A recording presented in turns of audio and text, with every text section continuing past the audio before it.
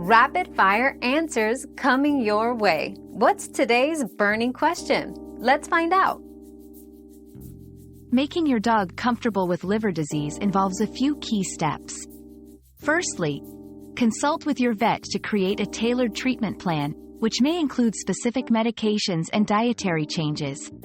Secondly, ensure your dog has a quiet and comfortable rest area, as rest is crucial for recovery.